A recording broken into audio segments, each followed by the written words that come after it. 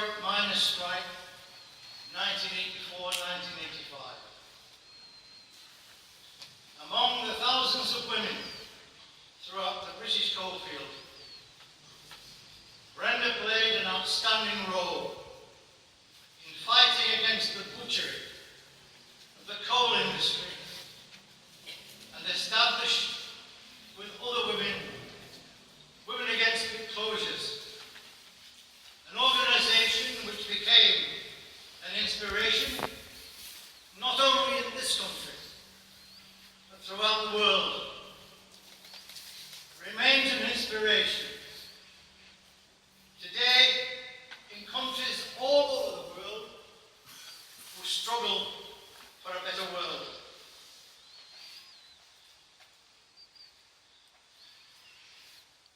I've got no doubt in my mind that any tribute that could be made would be inadequate. The position I find myself in is trying to convey the pride that the National Union of Mine Workers had in Brenda and all the women who participated in the miners' dispute between 1984 and 1985. What an inspiration they gave to people in this nation and all over the world. I'll let you in on a secret.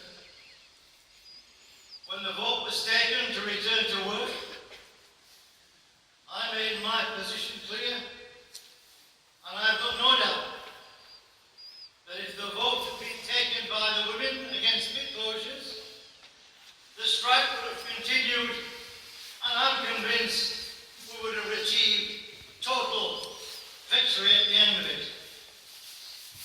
They were so determined that they knew the only way to fight is to fight back. I've many memories of meeting and speaking alongside Brenda.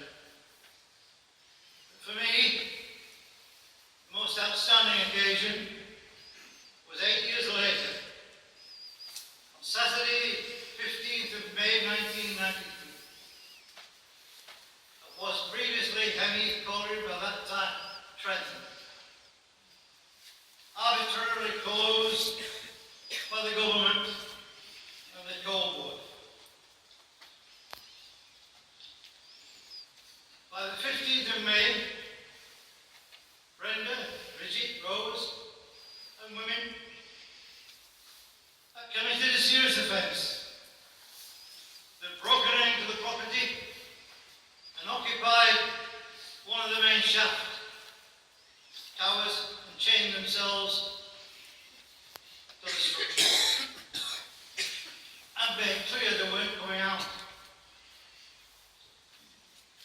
A rally was held at the entrance to support them, and miners and women from all over Britain came to that demonstration. Joe Wills and I had agreed to speak, but also agreed to go and talk to the women.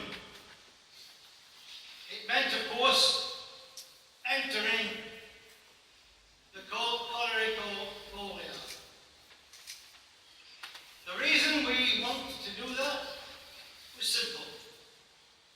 We were fearful for the safety and health of these brave women who had spent 4 days occupying that land.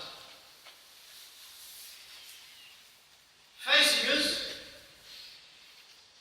was a bunch of thugs appointed by the government and the coal board, called security guards, and alongside them, the boys in blue known as the police force.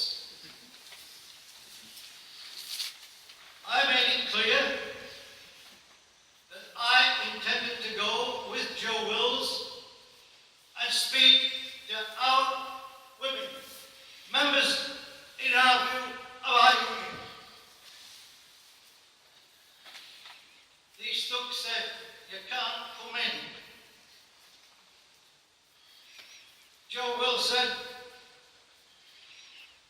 has got a choice. Either they get out of the way or they're going down. Common sense prevailed, particularly as hundreds behind us moved in with us. We went to the tower where they were chained to the structure, and I was in the position of pleading with them to leave, having made not only a point and a principle, but also a statement that was now known all over Britain.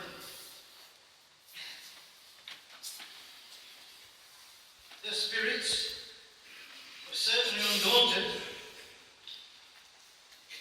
They were all exhausted, clearly physically, and Brenda had been injured. I asked them, please would they come out and walk back with us to the gates and speak to the supporters who've come. I said, you've made your point with courage that I can't articulate in words. And they did come out. But they walked back along that pathway on their terms. I'll tell you this, Joe and I had a tear in our eyes as we walked with them. It was a tear of pride to be walking with heroines. And Brenda, badly injured, was alongside me. A really proud day in my life. As they emerged into the light, bearing in mind they'd been locked inside this place for 4 days, it was clear that their immense courage had conveyed itself to all those who gathered to support them. This historic event was later dramatized in a play. I was there with Joe on the first night. It was a privilege to be there. It was a fantastic performance. And I say without hesitation, there wasn't a dry eye in the house. Particularly when the women walked down from the audience and joined the actors on the stage. The applause went on at least for 10 minutes. That play toured Britain and Europe. It became a video. People talk about it today. Brenda never turned away from struggle. Her son, Ryan, has told you what she told him as a boy. Explaining to him, he's just told you today, that if a scab returned to work, he was a traitor to his class and to his workmates. That explanation remains as clear, as powerful and as true as it was then when she told it to Ryan. Over the years following the miners' strike, the fight in 1992 and 3 against the pit closure program, Brenda supported countless other strikes and campaigns. She was a political animal, fighting for her class. And throughout, she gave of her extraordinary energy to the Justice for Mine Workers campaign.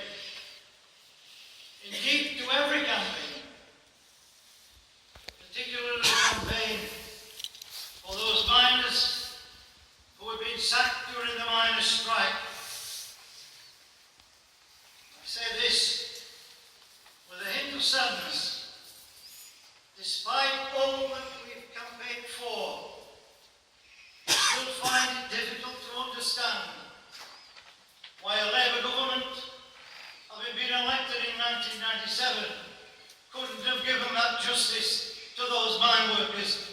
sacked, and Brenda felt the same.